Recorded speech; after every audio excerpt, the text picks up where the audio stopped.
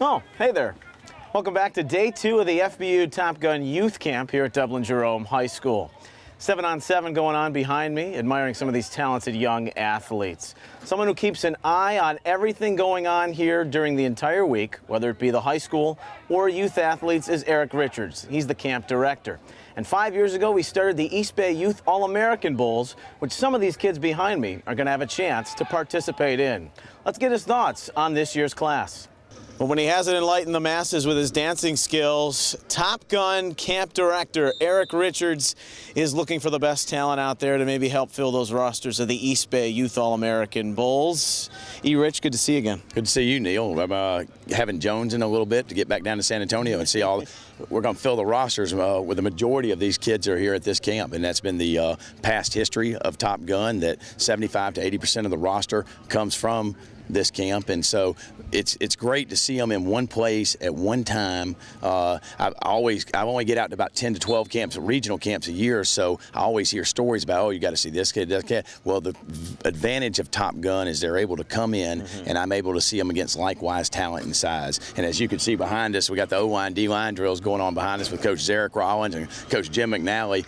There's a lot of beef back there. Yeah, no doubt about that. High concentration of the talent here will go on to play in San Antonio. You mentioned you only get around to 10 to 12 regional camps, but you're relying on a network of scouts and guys within the camp system to help you out and pick those guys for Top Gun here. Absolutely. I mean, the instructors come out of the camp on Sunday afternoon, and by Monday morning, on my desk is all the reports from those regional camps and everything, and I also have the film cut up from those regional camps. So I spend the majority of the week, Monday through Thursday, going through the regional camp notes, the regional film, following up if the athlete has a highlight video on YouTube or Huddle. I'm able to follow up and see what he's not only like in a non-contact camp, use the word likely non-contact, but how he plays in pads, and so that helps a lot. Well, there's 3 days of competition, but a lot of it, there's a lot of classroom work, some stuff where they're not on the field. So what aspect of this camp do you utilize the most to maybe identify what you're looking for in the future All-Americans? This is going to sound like a strange answer, but they're off the field character. Here I'm able to spend time with them in the lunchroom, eating the Jersey Mike sub, drinking the Gatorade. In the seminars, this morning we had Joel Penton speak with the high school group. We were able to bring in Eric Thomas. Tomorrow, Myron Roll, who was a Rhodes Scholar that played in the U.S. Army All-American Bowl in 2006. So I think the seminars and how attentive they are in there, interacting with them in the hotels and everything, because it's not just being a great player. I can find great players everywhere. Yeah. It's not just being a great player anymore. It's about what you are off the field, what you bring to the community, what your attitude's like in that locker room, whether your team's 0-10 or 10-0. We've had over a half a decade of East Bay games now, and it was great to see some of those guys advance to the U.S. Army All-American Bowl. You mentioned the percentages, 75 to 80%. Some of the names speak for themselves, too, when you look back at the history of Top Gun and where those kids have gone. Yeah, I mean, like last year's first Army All-American team that had the East Bay kids in it with E.J. Levenberry and Tyron Jones, as well as other Tyrone Swoops, who's now at Texas. This year's class is like, wow, I mean, the East and the West are loaded up with Sony Michel and Connor Mays that played center on the West, and Jamal Adams, and it's just Will Greer, the quarterback that's committed to Florida, and Todd Kelly, who was here for the high school session, was a East Bay Youth All-American on that 2010 team. And then you and I both blinked, and it seems like yesterday you were saying, and he pulled out the Barry Sanders move, and all of a sudden, 4 years later, it's Sony stage. Yeah. It's Sony stage again, same town, same place, just different time. It's quite impressive to know that Sony Michel is the feature of many national publications going into his final year of high school. What's impressed you most about being in Dublin for the first time? Well, the city has opened up its arms, that's for sure, and what a beautiful city it is. I think the choice made to come to the Columbus area, specifically Dublin, helped out our West Coast contingent. Having to make the track all the way across to the East Coast was a little strong on some of them, so that was that factored in the choice of selecting Columbus, Dublin area as our Top Gun venue. And Dublin Jerome High School, I mean, what a beautiful facility. As I walked through and talked to the parents and everything, Neil, I mean, most people are blown away that a high school of 1,000 students has 8 to 10 fields at their disposal here. So it's been great. The town's great. great restaurants out in town and enough hotel space to accommodate all our parents and their athletes. My question to you is, kids are always looking to improve. They come to Top Gun. You've already got some of the best athletes here. They're great players, but they want to get better. What are you looking to make your instructors better each and every year? You got some NFL headline names, some college names. It speaks for itself, but I'm sure you always look to make improvements year for year in the Top Gun phase. Yeah, absolutely. I mean, like you said, most of our instructors are employed from NFL teams and or college teams or do high-level pro training in the off-season, whether it's combine training for athletes coming out to the NFL draft. So a lot of times, the majority of times, they come back with new stuff and they say, hey, Eric, we did this and everything. But I also make my rounds to a lot of the college camps to see. I spent 3 days over with Nick Saban in Alabama during spring practice to pick up, and you're always picking up something there. Yeah. And then we also visit about 4 to 5 NFL camps a year to just see what's being integrated new. I mean, in this year, new on the 7-on-7, we've added a little competition to where the camp is so offense versus defense that we kind of broke that up, and we kind of do a draft, and they kind of team up that last session where the offense all of a sudden finds itself, Neil, cheering for the defense to get a stop so they can go out and get some points. And that brought a very competitive edge to it, as we found out in the high school session. But this right here, this middle school session is where they're found and where they develop that technique. And so we're real happy with where the middle school Top Gun has gone. Well, this is only phase 1 on the step to San Antonio. ER, we look to see that great talent again, of course, in San Antonio for another year. Thanks for doing this. Well, I appreciate it, and good seeing you, Neil. Always wise words from Eric Richards as he selects the best to play in the East Bay Youth All-American Bowls. Speaking of, Devin Hutton was the 8th grade East MVP last year with 2 touchdowns. The youngsters out of New Orleans, Louisiana. A big, bruising, powerful fullback. Had a chance to talk with him earlier today.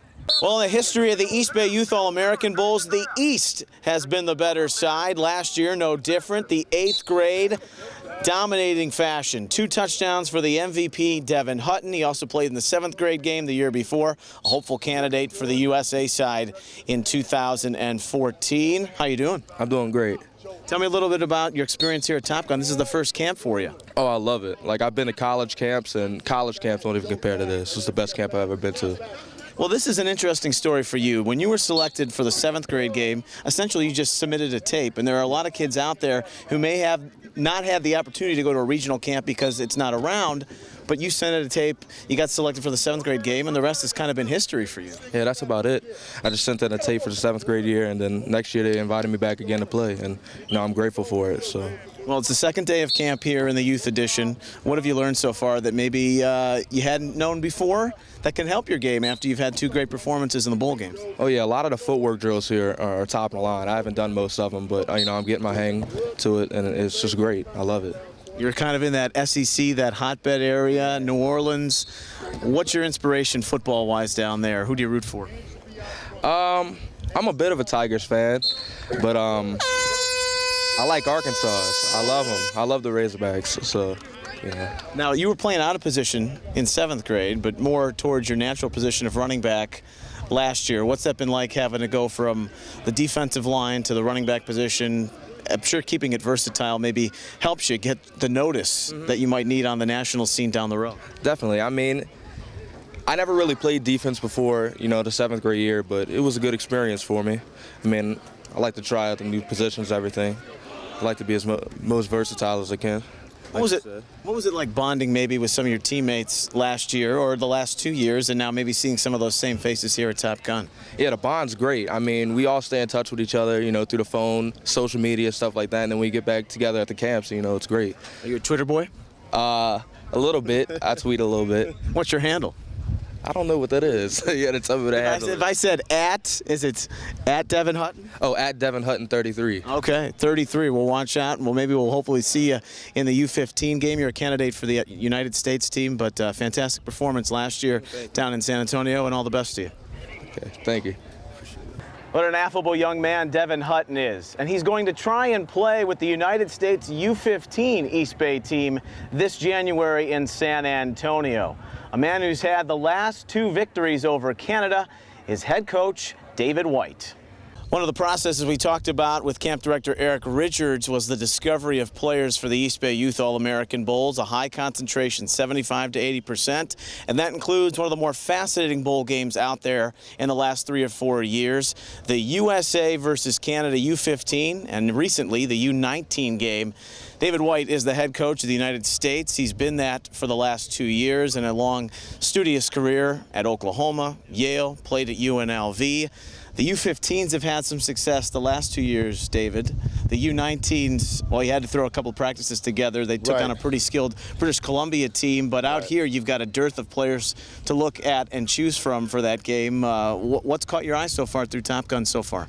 A lot, actually. I was fortunate this year, now that we knew that the U19 game was gonna happen again, and so last week in the high school camp I had a chance to evaluate a few of the incoming freshmen first, and after that I was just out here trying to see what we had, and there's actually a lot of great players. You know, not everybody can play in the Army game, and their goal is to have the next best game with the emphasis on academic prestige and whatnot for each athlete. So it was really good, and then we got a lot of information, a lot of good players, and I'm going to pass that along to Eric and let them finish up with that process. East and West is one thing, but when you have the chance to put on the jersey to represent your country, that kind of takes it to a whole nother level. No, there's no doubt. You know, and you get one chance to go to high school, and back in my day, we never had big things like this. You know, we went to camp for a couple of days and thought we were the coolest, baddest guy in the world because we went to a football camp. Where now these kids get to go out in San Antonio in the Big Dome and be part of a great organization is pretty special. And so to put the USA jersey on, and I'm a big uniform guy, and I'm fortunate to work for Lorenzo Fertitta at UFC, and he went out and got with the FBU guys and made sure it was all right, and we went out and got the best Adidas uniforms. In fact, that first year we ended up buying for Canada as well, just to make them feel special and make them feel proud being from Canada. So we're trying to do it the right way, and each year get it bigger and better. It'll be a 4-year anniversary of that first U15 Canada-United States game. Now, you weren't a part of that. No, I was a part of that. Canada. Let's get that on record. I helped out with the 8th grade team. I left Oklahoma. They told me about this game, and I said, you know what, I'll come down and help out. I talked to Eric and some of the people that I knew because in 05 I coached in the Army game, so I knew some people, but I couldn't believe there's all these games going on. So nonetheless, I went down, and yeah, USA lost. But after that, we kind of tightened some things up. Well, I was going to say, Eric Richards doesn't have a lot of hair, but it caused him to lose what was remaining in that first game, and so he amped it up a little bit, and maybe that folds into how you find guys here at Top Gun, because there are so many good players that may have a chance to play in one game or the other. How do you separate who's going to fit the mold in the USA game compared to the 8th grade game? Well, you know, I try taking a lot of pressure off Eric. You know, he's busy trying to figure out what a combination of Adidas and neon green outfits to wear before he dances. So I figured I'd take some pressure off him and get out here. But you know, the whole process itself is coming out here and just really, you know, being aggressive and looking for kids that somebody's may not have told me their name. Like today, last couple of days actually, I see numbers. I go to Eric, and Eric goes, I haven't heard of them. And probably about 30% of the kids on our team are players that I didn't get any recommendations on. I just went out here and found them, and that's what it's about too, is giving these kids chances that they normally wouldn't have. So many high-level instructors, NFL, college guys, coming back every year after year to Top Gun. What does it mean to you to be a part of this? No, it means a lot. I do get a little bit frustrated. I feel like I'm not getting involved as much as I could. You know, being a head coach back at Bishop Gorman back in the day, and then at Oklahoma, I'm a coach. You know, I'm just not some guy who evaluates talent, although it's important to do that, and I think I'm doing a good part. But to be around these guys, it's been very interesting. In fact, I was just talking about it the last couple of days, where I go over to the O-line and Coach McNally, you know, the old school guy, and watching like Karumrai coach and Wiley and Kwame Lassiter, all these guys, and I pick up their language and how they speak to the kids, and it kind of just, I take a lot of notes, you know, because you get better every year as coaching, and you're never the coach you want to be, you know, all the time. So you learn, and like Matt DeRazio, I was in his meetings a lot last week, and how his delivery is really good, you know. And again, I'm not perfect. I'm always trying to get better, and around these guys, it doesn't get much better than this. Well, there you have first-hand account. The players get better. They learn things they haven't learned before. The coaches the same way. David White, this is only phase 1, of course, of getting ready for San Antonio in 2014. But all the best as you select that team for the USA U15 roster. No doubt. Appreciate it. Coach White is a fantastic motivator, but we have some other ones here at Top Gun 2 during the week. Joel Penton's a former Ohio State Buckeye. So right here in his backyard where he played his college football, he had some words of advice to the young campers out there. I'm here with Joel Penton before he goes on to be our keynote speaker here at the youth camp. We're very excited to him. Joel won the Danny Warfel Award, which is the humanitarian Heisman, back in 2006 when he was playing for Ohio State right here in Greater Columbus area. So Joel, welcome to Top Gun. We're excited to have you here and really excited to hear about what your presentation is. So can you, without giving it all away, give us a little bit of insight of what you're going to present to the young athletes today? Sure. Well, my message is on the topic of commitment. As a young athlete growing up in a small town where sports was such an important part of the community, I found that commitment was really the thing that set apart the athletes who really succeeded and those who didn't. Those athletes who were willing to not just make the right commitments, but actually follow through and keep those commitments. And so that's really going to be the core of my message. It's about persistence. It's about keeping commitments. Excellent. And I think the young athletes coming in the middle school, I think will hopefully retain that message because it's very key as they go into the next level. And that's what we try and prepare them here at Football University is getting to the next level of life, whether it be through athletics, through academics, and hopefully they will understand that there's that true commitment. And, a lot of them have made that commitment by being here, dedicating themselves to their sports. And not only the players make it, but the parents make it too, which is interesting. How will your message kind of transcend to the parents as well?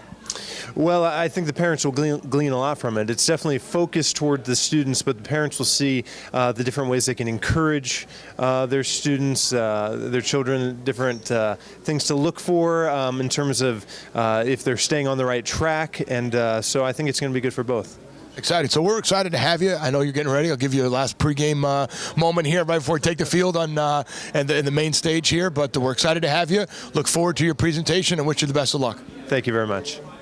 Man, this action never gets old. It is almost football season. And that brings us to the end of day 2 of FBU Youth Top Gun here at Dublin Jerome High School. Hope you've enjoyed an inside look at what's going on around the camp. Tomorrow we'll be back to put a bow on it. But before then, take a look at some of the sights and sounds of day 2 here at Top Gun. Sit. Watch me.